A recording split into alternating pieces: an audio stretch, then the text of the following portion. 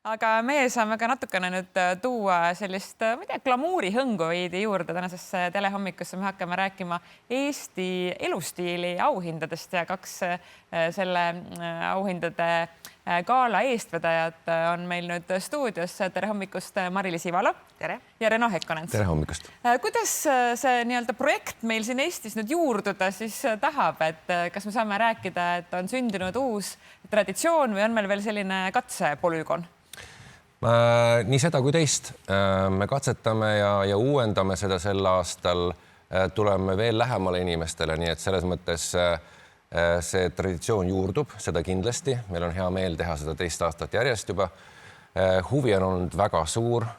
Eelmine aasta näiteks hääletas kokku 3 voorus üle 40 000 inimese, mis tähendab seda, et inimesed tõesti hoolivad oma kogukonnast, hoolivad oma asjadest, oma lemmikutest ja annavad nende eest hääled. Astume korra sammu tagasi. Mari-Liis, elustiili auhinnad on täpselt mis, kes nüüd näiteks esimest korda kuuleb? Eesti elustiili auhinnad on niisugune tunnustusplatvorm, kus inimesed saavad valida oma lemmikud rahvahääletusel. Ja me toome esile just need inimesed ja ettevõtted, kes teevad meie igapäevaelu paremaks. Kas on kogukonna sündmus, väike armas kohvik, spordikeskus ja et võitjad ja valis žürii ja on 3 vooru, kõik 100% rahva hääletusel. Me saamegi võib-olla äkki eelmist aastast tuua mõned näited, kes olid näiteks võitjad või kas oli näiteks sellised, kes võitsid mitmes kategoorias? Ja üks oli Kirna Mõis võitis, tuletame nüüd see.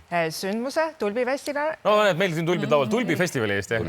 Seal on ju väga tore traditsioon, Tulbi traditsioon. Näeme siin ka pilte sealt. Ja ka Eesti kõige parem vaatamisväärsus. On siis Kirna Mõis. Kirna Mõis. Ma pean tunnistama, ma pole käinudki, näed, peab minema. Ja. Kindlasti ja siis, kui tulbid õitsevad, see on tohutult ilus. Mis on varsti? See on varsti, nii et minge kindlasti sinna, see on väga kihvt. Mul jäi sealt fotodelt silma ka Ilmaveere nimi. Kas nemad olid siis kandidaat või nendel õnnestus ka midagi sealt võita? Nemad said parima restorani tiitli. Aga meil oli ka kaks restorani Setomaalt, et seal oli omavaheline võistlus neil. Need kategooriad on üldse ju huvitavad, kui ma vaatan parim unikaalne pood näiteks ja mille alusel või kuidas te need kategooriad paika panete üldse? No seal on sellised suhteliselt kindlad reeglid, eks ole, et unikaalne pood ei saa olla mingi suur jaekett, eks ole. Mille poolest näiteks Pallopsoni disainipood oli siis tõesti parem? Seda peab muidugi rahva käest küsima ilmselt, aga... Ja kahjuks ise ei ole käinud seal, aga kindlasti kui nüüd Saaremaale minna, siis tuleb seal ära käia. Jaa, tõsi. Ehk et see kriteerium on see, et ta peab eristuma teistest, et ta ei saa olla mingisugune selline standard, et ta eristub ja inimesed annavad talle hääle, sest et ta on oma armas koht ja kus neile meeldib käia, kas siis ostmas midagi või siis lihtsalt omanikuga vestlemas näiteks. Aga kuidas te jälgite või kas te saate kuidagi mõjutada seda ka, et need auhinnad kuidagi mööda Eestit niimoodi laiali jaguneksid? Et selgelt ju Tallinna kesklinnas on kõige rohkem ettevõtteid või kõige rohkem nii-öelda äritegevust. Et kuidas te seda auhindade hulka jagate? Vabandust, see läks loomulikult, et meil on tõesti Kihnust, me rääkisime Setomaast. Tallinnas ma arvan, et oligi veel kõige vähem neid... Tallinnased võtavad äkki kohati iseenesest mõistetavalt, et on nii-öelda teenindust ja teenust, et võib-olla väikses kohas osataksegi, ma ei tea, äkki olla tänulikum selle eest. Ilmselt see on nii jah, et väike kogukond hoiab rohkem ühte, et Tallinnas on võib-olla inimesed rohkem kuidagi pealinlikumad, kui selline sõna on olemas, siis aga ka kuskil Hiiumaal või Ida-Virumaal või ükskõik kus väikses kohas on see kogukonna tunne on see, mis ma arvan, seob seda rohkem kokku. Kokku ma lugesin, kas 17 kategooriat on, jah? Ja praegu nüüd ongi see hetk, kus siis kõik saavad oma nominente pakkuda või kuidas, mis faasis me praegu oleme? Me oleme nominentide esitamise faasis. See juba mitmendat päeva käib. Juba on meil, mis see viimase hetke tulemus oli meil? Umbes 100 nominatsiooni päevas tuleb. Wow. Need ei ole 100 erinevad kõik, et ma seda ei ole veel vaadanud, aga on, jah, see läks kohe pühapäeval, kui me avasime, läks kohe esitamiseks. Päris ilusti käima ja selles mõttes me olime ise ka natuke üllatunud, et okei, hästi, väga hea, et inimestel on huvi ja vanad tulevad tagasi hääletama omade juurde ja tulevad uued. esitama oma nominenti. aga kuidas see täpselt ikkagi käib, et noh, mul on näiteks ka olemas oma lemmikkohvik, et nad asuvad siin nurga peal ja mul ei ole aimugi, et kas keegi neid, ma ei tea, esitab või ei esita, et kas ma võin igaks juhuks siis ise esitada või ma peaks nendega endaga rääkima või kuidas see käib?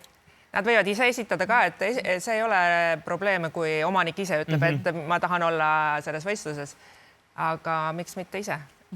Et tegelikult selles mõttes piiranguid ei ole, et ükstapuha milline nii-öelda sobiva kategooria asutus meeldib, et siis võib teada anda. Et sa võid ise esitada selle, panna kategooria, kuhu see läheb, meie pärast vaatame, et see kategooria on õige. Nii, et sa paned ise, saad ka kategooria määrata? Ja, et sa ei saa panna näiteks parima vaatamisväärsuse alla kohvikut. Et sa pead panema vaatamisväärsuse. Nii et selline võimalus on ja kõik saavad ise panna neid. Eelmine aasta tuli üldse üle 500 nominatsiooni. Seal on väga pikk põhjendus peab ka olema, et kas sa pean eraldi vaba päeva kuidagi võtma, et täita mingeid väljasid seal. See ei ole kohustuslik, aga miks üldse see kuidagi väga isiklikuks ja armsaks sai, oli see, et need tänukirjad, need ei olnud lihtsalt põhjused, need olid tänukirjad, mis inimesed iga nominatsiooni esitamise peale panid, et noh, see emotsioon on väga nagu suur, kui inimesed hääletavad. Kui siit edasi liikuda, mis see ajakava nüüd on, et praegu saab nominente esitada, millal nendest nominentidest sõelutakse välja need, kes siis nüüd, kelle vahel saab hakata nüüd hääletama, et kes parim on? Kõik nominatsioonid lähevad edasi järgmisse vooru. Ja siis tuleb top 10, valitakse nendest top 10 ja siis top 3 ja top 3 saab terve suve jooksul kuni 6. septembrini valida. Aga jah, kõik nominatsioonid lähevad edasi. Millal võitjad selguvad? 30. september Estonias. Nii, et on natuke aega veel. Ja kas teil on välja pakkuda siis võitjatele ka sellised uhked, ma ei tea, aknakleepsud või mingisugused plaadid ukse kõrvale, et sellest oma võidust või staatusest ka teada anda või kuidas see pärast käib? Ja meil oli ikkagi väike auhind ja see oli klaasist ja siis päris mitu nominanti tulid, et nad olid nii õnnelikud ja tantsisid sellega. Läksid katki, et kas väga saad, nad tahavad vitriini panna, et kas saaks uue selle ilusa auhinna, et ma ei tea, kas see aasta teeme siis plasmassist terases. Kõva pidu oli siis. Ja meil oli kõva pidu pärast, jah. No igal juhul praegu siis tuleb minna aadressile eestielustiiliauhinnad.ee on see veebileht, kuhu tuleb minna. Kui te tahate oma lemmik juuksurist näitekski kasvõi vist teada. Oli, eks ole, olemas selline kategooria ka. Ja või noh, näed siin meil parim butiikhotell näiteks lauspäeva hetkel.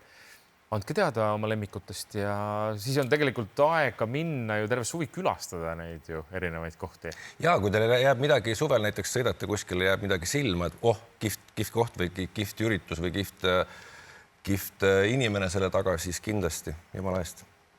Väga uhke. Ma usun, et see toob rõõmu mitte ainult nendele, kes neid kohti peavad, vaid ka nendele potentsiaalsetele uutele klientidele, kes saavad teha uusi avastusi. Ja Reno ja Mari-Liis, aitäh tulemast meile täna hommikul külla ja edukat konkursi korraldamist. Aitäh.